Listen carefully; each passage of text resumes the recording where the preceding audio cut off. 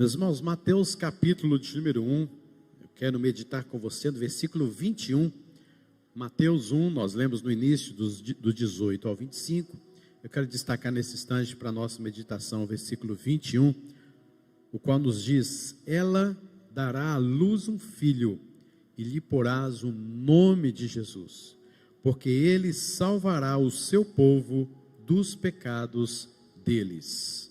Amém. Meus irmãos, quando a gente pensa em Natal, que está bem próximo, as portas já estão aí, do Natal, nós pensamos muito nas coisas gostosas, nas coisas alegres, nos encantamos com as luzes de Natal espalhado por aí afora na nossa cidade, quem sabe dentro de casa. O clima que se cria é um clima diferente, é um clima gostoso, não acho ruim não, é um clima bom, final de ano chegando. Tem gente que parece que não gosta muito, mas temos os enfeites, temos ornamentos, presépios, a vinda de familiares, porque se torna uma data muito comemorativa, muito marcante para muitos. Presentes então nem se fala, a gente quer presentear o filho, a filha, o esposo, a esposa, o tio, o avô, o pai, a mãe, e esse é um clima gostoso, é um clima interessante, é um clima que nos chama a atenção. Mas quando nós olhamos para o dia e a ocasião que Jesus nasceu, não era assim um clima de muita alegria, não por causa do nascimento propriamente de Jesus, mas a ocasião e os últimos acontecimentos. Era escuro, era uma noite fria, numa pequena vila, talvez sem muitos recursos ali, e aquela mulher, aquela jovem, talvez adolescente ainda, chamada Maria, estava pronta para dar à luz ao seu filho. Não se achava lugar na hospedaria, porque havia um decreto de César Augusto, de que todos deveriam ir para a cidade de onde nasceu, para se recensearem. E eles então saíram da região da Galileia e foram até Belém. Só que muitas pessoas nasceram em Belém, então lá estava com muitas pessoas, e todos os hotéis, todos os lugares de hospedagem estavam lotados, e Maria começou a se sentir mal, porque estava na hora já de um menino nascer, e foi-lhe oferecido uma manjedoura, um local onde ficam os cavalos, e ali naquele estábulo talvez até cheirava mal. Então perceba que não é um clima de muitas luzes, troca de presentes, não é um ambiente muito cheio de ornamentos, mas não somente aquele dia ou aquela noite, mas depois que Jesus nasceu, e Herodes fica sabendo por meio dos magos que o rei dos judeus havia nascido, ele à procura desenfreada deste menino, que possivelmente em seu pensamento iria ocupar o seu lugar, ele manda matar todas as crianças abaixo de 2 anos de idade, tentando com isso pegar este menino também e matá-lo. Mas então o que a gente vê? No dia do nascimento de Jesus, falta de hospitalidade, não deram um abrigo para aquele que estava a nascer, para uma mulher grávida. Pense se fosse nos dias de hoje, por exemplo, sobre esse sistema preferencial, como que Maria ia levar muita gente à justiça, requerendo os seus próprios direitos. Mas também havia toda esta perseguição malvada, fruto do pecado, da perversão total no coração deste homem chamado Herodes, que não era a primeira vez na história que ele tem alguma coisa nesse sentido de violência e mortandade. Então, queridos, há um lado feio do Natal, há um lado esquisito neste Natal que nós estamos aqui lendo, e que por muitas vezes o lembramos apenas com luzinhas e presentes e etc. Mas essas são feiuras, vamos assim dizer, apenas periféricas. Por mais que sejam terríveis, por mais que seja algo violento, por mais que seja uma noite fria e escura, onde o local cheirava mal, mas ainda assim, diante de tudo isso, ainda era uma forma de olhar o Natal de uma forma periférica. Porque diz o texto que nós acabamos de ler, que Cristo veio ao mundo para salvar pecadores. Esse é o pior lado do Natal, por conta dos nossos pecados. A real beleza do Natal não pode ser entendida se você não tratar da feiura do Natal, se você não tratar do lado esquisito, estranho, do lado realmente de trevas. Nós queremos nesta época ver todas as coisas muito lindas, e com certeza as luzes piscando dá uma sensação muito boa, mas você não entenderá o Natal, o verdadeiro sentido do Natal, se você não olhar para o que está por trás do Natal, se você não olhar o motivo real que aconteceu o Natal.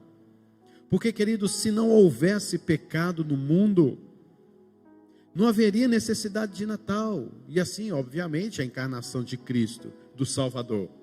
Nós não podemos separar, você não pode, o cristão, você não pode separar Natal do pecado. Porque o Natal nos remete ao seu lado feio, ao seu lado esquisito.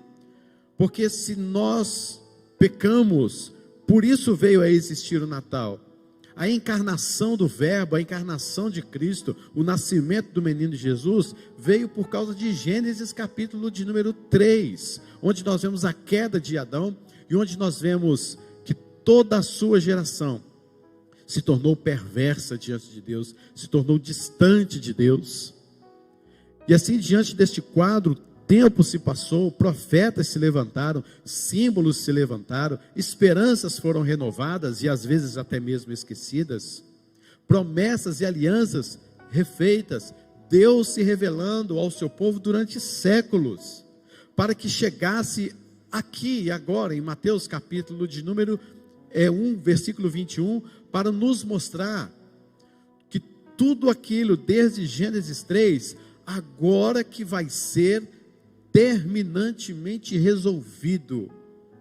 Então não dá para você ler, para você ver o Natal sem os olhos do Velho Testamento e sem as implicações que o Novo Testamento nos traz, nos mostrando o nosso passado. E você que é crente no Senhor Jesus, você que é um cristão do Senhor Jesus Cristo, com certeza você vai comemorar o seu Natal com a sua família, com seus amigos, quem sabe até sozinho em casa com a sua esposa e filhos, que coisa maravilhosa também. Mas você não pode separar o pecado do Natal.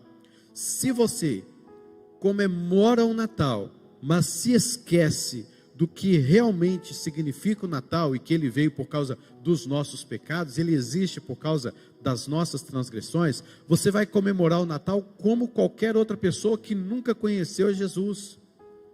Vai comemorar o Natal de forma muito superficial.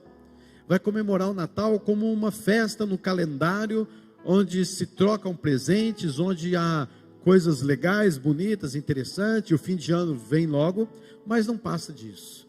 Mas quando você entende que o Natal existe por causa do seu pecado perverso, por causa da sua depravação, por causa do seu distanciamento de Deus, por causa do seu orgulho, aí você começa a comemorar de fato o que é o Natal.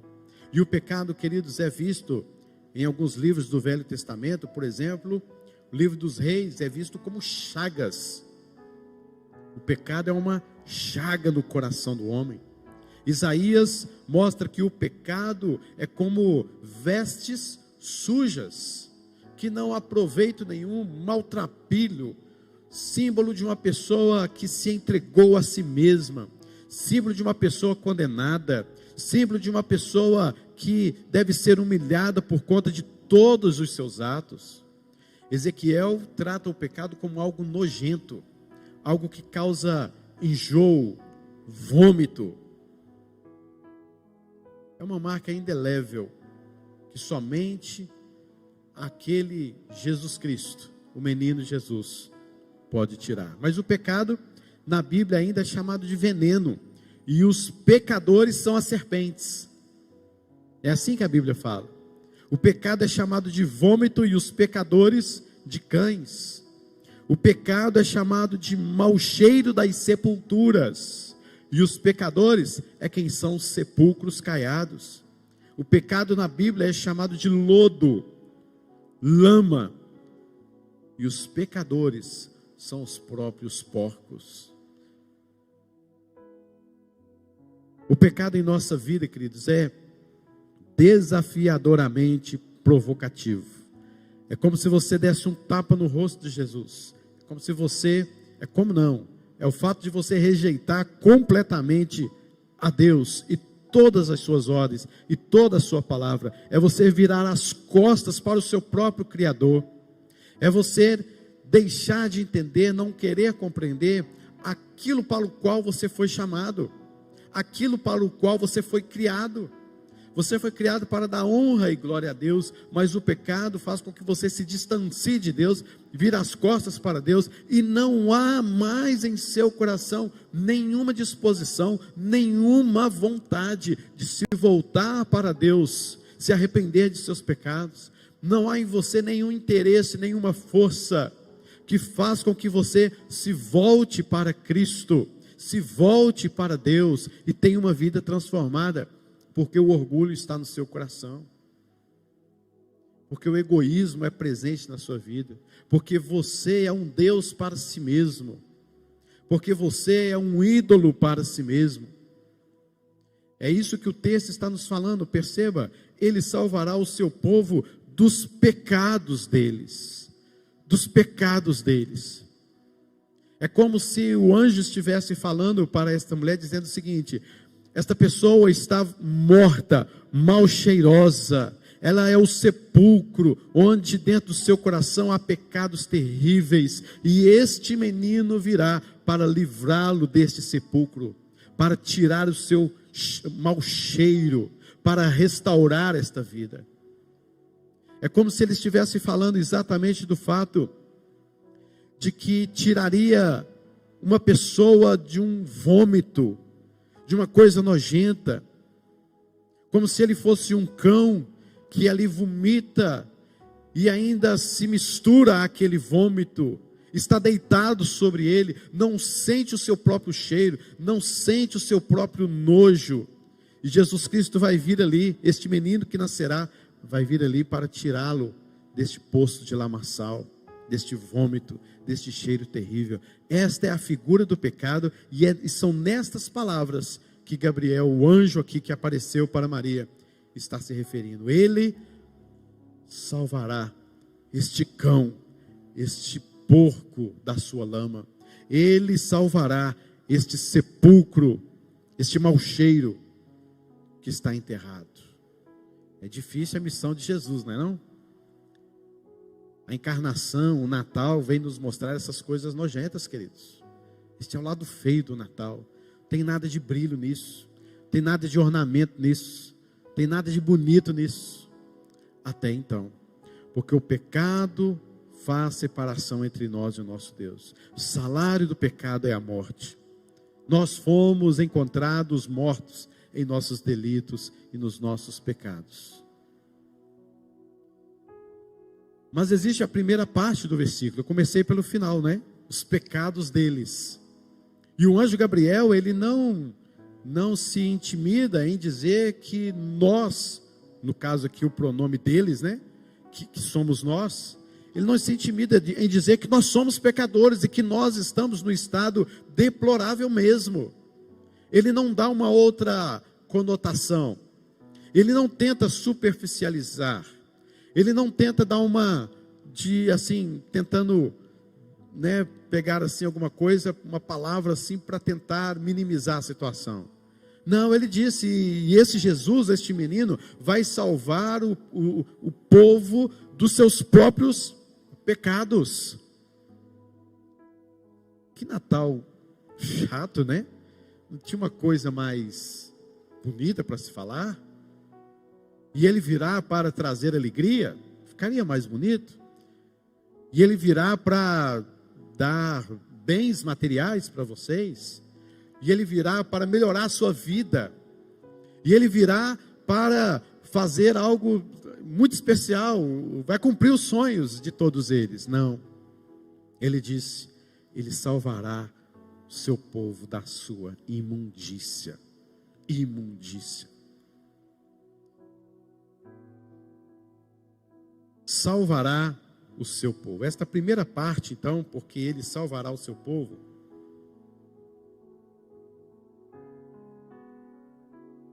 é a esperança.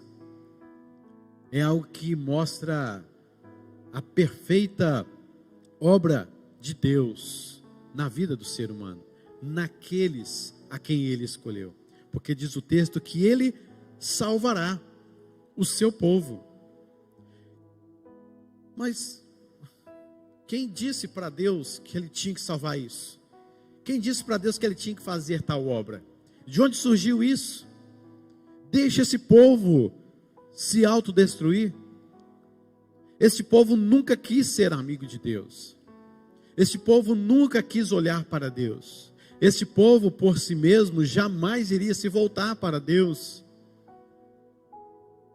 Deixa esse povo morrer nos seus pecados. Foi avisado.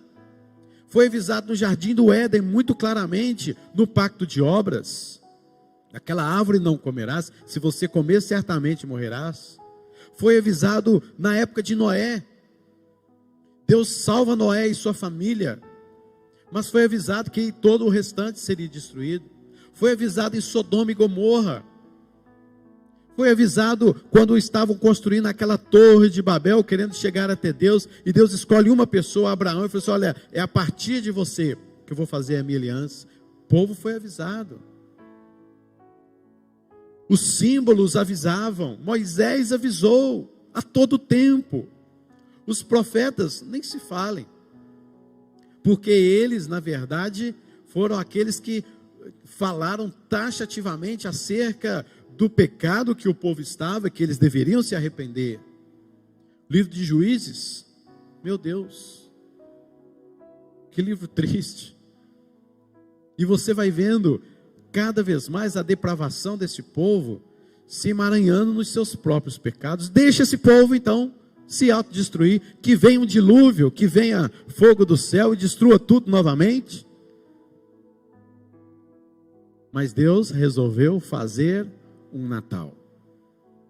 Isso é prova, queridos, da graça de Deus, do amor de Deus, da bondade de Deus, da longanimidade de Deus. Natal é isso. Salvar o seu povo dos seus pecados. Então quer dizer que há uma esperança? Sim, há uma esperança. E essa esperança é o menino Jesus. É o Natal. Por isso existe o Natal. Porque ele veio nos salvar.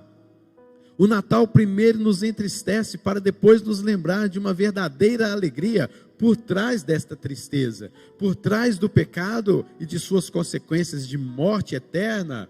Há uma alegria que nos é dada, uma promessa que nos foi feita, e por isso nós devemos muito nos alegrar. O que embeleza o Natal é a beleza de Cristo, é a beleza da sua obra, da sua missão. É isto que é belo. E as luzes de Natal que nós vemos por aí afora tão lindamente, deveria pelo menos no mínimo nos lembrar disso. A luz de Cristo, a luz da sua missão, a beleza de Cristo. E o próprio Cristo disse: eu sou a luz do mundo. O próprio Cristo disse: eu vim chamar pecadores. O próprio Cristo diz: eu vim dar vida aos mortos. Ele mesmo disse isso. E durante toda a sua vida, a gente vai ver Jesus se encontrando com pecadores dos mais terríveis, com os pecados que eram cruciais e que eram dignos de morte, e morte pública. E Jesus Cristo veio salvá-los.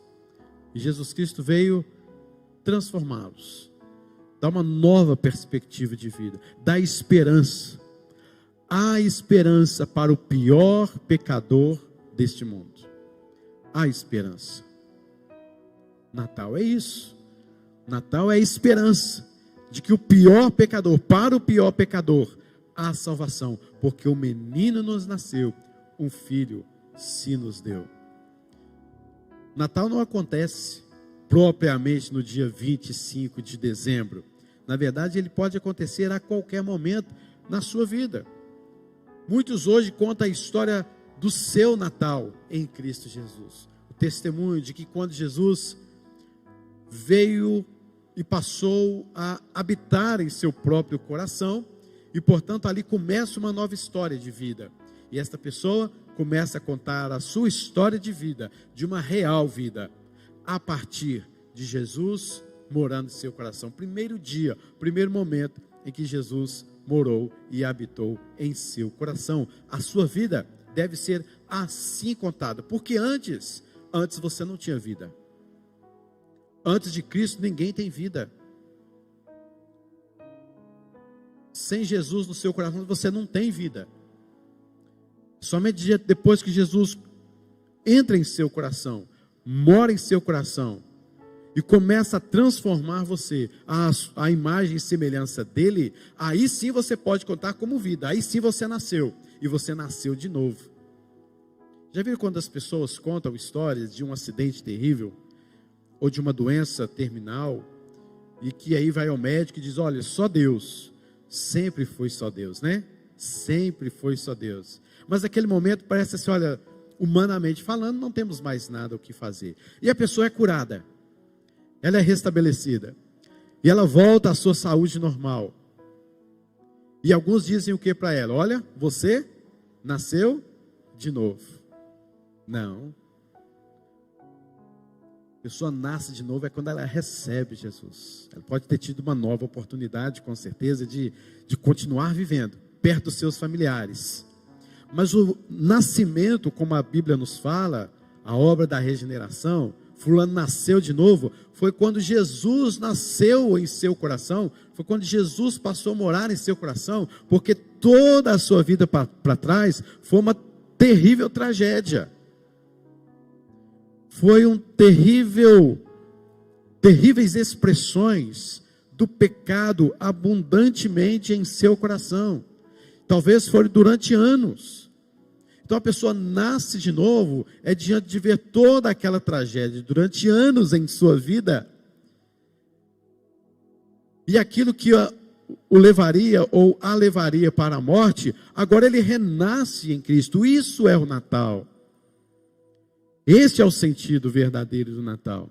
E perceba comigo, queridos, que o Natal, ele tem implicações quanto ao passado, quanto ao presente e quanto ao futuro. Ele tem implicações no passado, ele tem graça de Deus no presente, e ele tem garantia no futuro. Quanto ao trato passado, a palavra de Deus nos fala, como já dissemos, estávamos mortos em nossos delitos e pecados. Esta é a primeira implicação do Natal no nosso passado. A segunda coisa é quanto ao presente, as implicações da graça de Deus no presente, porque agora em Cristo somos novas criaturas. Temos promessas benditas de Deus hoje nas nossas vidas. E ainda que esta terra, ainda que seus princípios, sua filosofia, sua moral, anda sempre se degenerando, se acabando, se destituindo, por causa propriamente do pecado. Nós, aqueles que têm Cristo em seus corações, queridos, o Natal torna as nossas vidas, nos faz mais do que vencedores, em meio a essa depravação total, em meio a essa tristeza que ronda em nosso mundo, em meio às grandes tragédias que rodam em nosso mundo, em meio a tantos princípios, filosofias, seja em qualquer área, o Natal veio para nos mostrar que nós somos mais que vencedores, que nós temos alegria, que nós temos esperanças, que nós temos promessas, que podemos viver no presente por causa do Natal. Natal também tem implicações futuras, porque ao olharmos para frente, o que nos vem? O que você pergunta quando você olha para o futuro e fala assim: o que será de mim? Já fez essa pergunta para você? O que será do meu filho, hein? O que será da minha filha? O que será do meu casamento? O que será daquele meu amigo?